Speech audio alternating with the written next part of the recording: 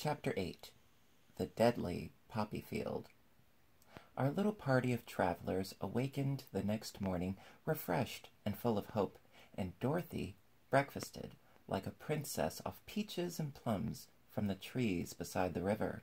Behind them was the dark forest they had passed safely through, although they had suffered many discouragements. But before them was a lovely, sunny country that seemed to beckon them on to the Emerald City. To be sure, the broad river now cut them off from this beautiful land, but the raft was nearly done, and after the Tin Woodman had cut a few more logs and fastened them together with wooden pins, they were ready to start. Dorothy sat down in the middle of the raft and held Toto in her arms. When the Cowardly Lion stepped upon the raft, it tipped badly, for he was big and heavy, but the Scarecrow and the Tin Woodman stood upon the other end to steady it, and they had long poles in their hands to push the raft through the water.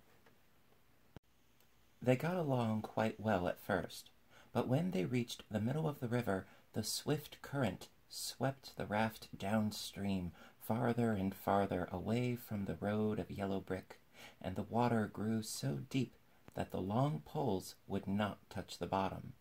"This is bad," said the Tin Woodman, "for if we cannot get to the land, we shall be carried into the country of the Wicked Witch of the West, and she will enchant us and make us her slaves." "And then I should get no brains," said the Scarecrow. "And I should get no courage," said the Cowardly Lion. "And I should get no heart," said the Tin Woodman. "And I should never get back to Kansas," said Dorothy.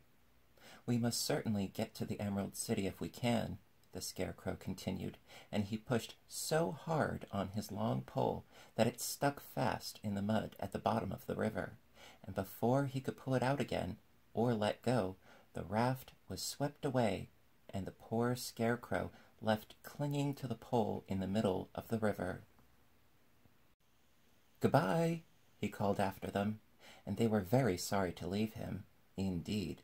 The Tin Woodman began to cry, but fortunately remembered that he might rust, and so dried his tears on Dorothy's apron. Of course, this was a bad thing for the Scarecrow. "I am now worse off than when I first met Dorothy," he thought. "Then I was stuck on a pole in a cornfield, where I could make believe scare the crows, at any rate. But surely there is no use for a Scarecrow stuck on a pole in the middle of a river. I am afraid I shall never have any brains after all." Down the stream the raft floated, and the poor Scarecrow was left far behind. Then the Lion said, "Something must be done to save us. I think I can swim to the shore and pull the raft after me, if you will only hold fast to the tip of my tail." So he sprang into the water, and the Tin Woodman caught fast hold of his tail, when the Lion began to swim with all his might toward the shore. It was hard work, although he was so big, but by and by they were drawn out of the current, and then Dorothy took the Tin Woodman's long pole and helped push the raft to the land. They were all tired out when they reached the shore at last and stepped off upon the pretty green grass, and they also knew that the stream had carried them a long way past the road of yellow brick that led to the Emerald City. "What shall we do now?" asked the Tin Woodman, as the Lion lay down on the grass to let the sun dry him. "We must get back to the road in some way," said Dorothy. "The best plan will be to walk along the river bank until we come to the road again," remarked the Lion. So, when they were rested, Dorothy picked up her basket, and they started along the grassy bank, back to the road from which the river had carried them. It was a lovely country, with plenty of flowers and fruit trees and sunshine to cheer them, and had they not felt so sorry for the poor Scarecrow, they could have been very happy. They walked along as fast as they could, Dorothy only stopping once to pick a beautiful flower, and after a time the Tin Woodman cried out, "Look!" Then they all looked at the river and saw the Scarecrow perched upon his pole in the middle of the water, looking very lonely and sad. "What can we do to save him?" asked Dorothy. The Lion and the Woodman both shook their heads, for they did not know. So they sat down upon the bank and gazed wistfully at the Scarecrow until a stork flew by, which, seeing them, stopped to rest at the water's edge. "Who are you, and where are you going?" asked the stork. "I am Dorothy," answered the girl, "and these are my friends, the Tin Woodman and the Cowardly Lion, and we are going to the Emerald City." "This isn't the road," said the stork, as she twisted her long neck and looked sharply at the queer party. "I know it," returned Dorothy, "but we have lost the Scarecrow, and are wondering how we shall get him again." "Where is he?" asked the stork. "Over there in the river," answered the girl. "If he wasn't so big and heavy, I would get him for you," remarked the stork. "He isn't heavy a bit," said Dorothy eagerly, "for he is stuffed with straw, and if you will bring him back to us, we shall thank you ever and ever so much." "Well, I'll try," said the stork, "but if I find he is too heavy to carry, I shall have to drop him in the river again." So the big bird flew into the air and over the water till she came to where the Scarecrow was perched upon his pole. Then the stork, with her great claws, grabbed the Scarecrow by the arm and carried him up into the air and back to the bank, where Dorothy and the Lion and the Tin Woodman and Toto were sitting. When the Scarecrow found himself among his friends again, he was so happy that he hugged them all, even the Lion and Toto. And as they walked along, he sang "Tol-de-ree-dee-o" at every step. He felt so gay.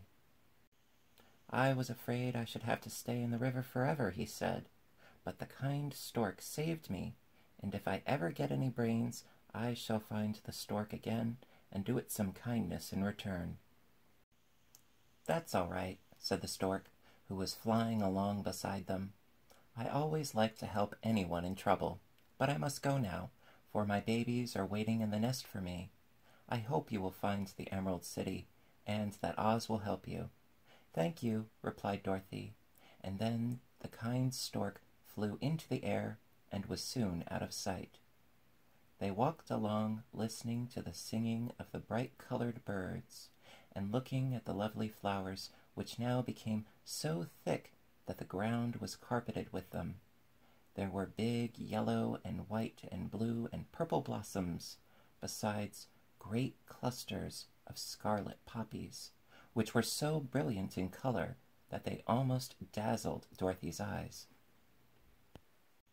"Aren't they beautiful?" the girl asked, as she breathed in the spicy scent of the flowers. "I suppose so," answered the Scarecrow. "When I have brains, I shall probably like them better." "If I only had a heart, I should love them," added the Tin Woodman.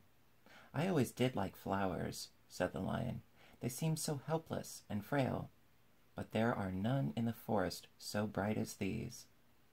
They now came upon more and more of the big scarlet poppies, and fewer of the other flowers, and soon they found themselves in the midst of a great meadow of poppies. Now it is well known that when there are many of these flowers together, their odor is so powerful that anyone who breathes it falls asleep. And if the sleeper is not carried away from the scent of the flowers, he sleeps on and on forever. But Dorothy did not know this, nor could she get away from the bright red flowers that were everywhere about. So presently her eyes grew heavy, and she felt she must sit down to rest and to sleep. But the Tin Woodman would not let her do this. "We must hurry and get back to the road of yellow brick before dark," he said, and the Scarecrow agreed with him. So they kept walking until Dorothy could stand no longer. Her eyes closed in spite of herself, and she forgot where she was and fell among the poppies, fast asleep. "What shall we do?" asked the Tin Woodman. "If we leave her here, she will die," said the Lion. The smell of the flowers is killing us all. I myself can scarcely keep my eyes open, and the dog is already asleep." It was true. Toto had fallen down beside his little mistress. But the Scarecrow and the Tin Woodman, not being made of flesh, were not troubled by the scent of the flowers. "Run fast," said the Scarecrow to the Lion, "and get out of this deadly flower bed as soon as you can. We will bring the little girl with us, but if you should fall asleep, you are too big to be carried." So the Lion aroused himself and bounded forward as fast as he could go. In a moment he was out of sight. "Let us make a chair with our hands and carry her," said the Scarecrow. So they picked up Toto and put the dog in Dorothy's lap, and then they made a chair with their hands for the seat and their arms for the arms, and carried the sleeping girl between them through the flowers. On and on they walked, and it seemed that the great carpet of deadly flowers that surrounded them would never end. They followed the bend of the river, and at last came upon their friend the Lion, lying fast asleep among the poppies. The flowers had been too strong for the huge beast, and he had given up at last, and fallen only a short distance from the end of the poppy bed, where the sweet grass spread in beautiful green fields before them. "We can do nothing for him," said the Tin Woodman sadly, "for he is much too heavy to lift, and we must leave him here to sleep on forever, and perhaps he will dream that he has found courage at last." "I'm sorry," said the Scarecrow. "The Lion was a very good comrade for one so cowardly, but let us go on." They carried the sleeping girl to a pretty spot beside the river, far enough from the poppy field to prevent her breathing any more of the poison of the flowers, and here they laid her gently on the soft grass and waited for the fresh breeze to waken her.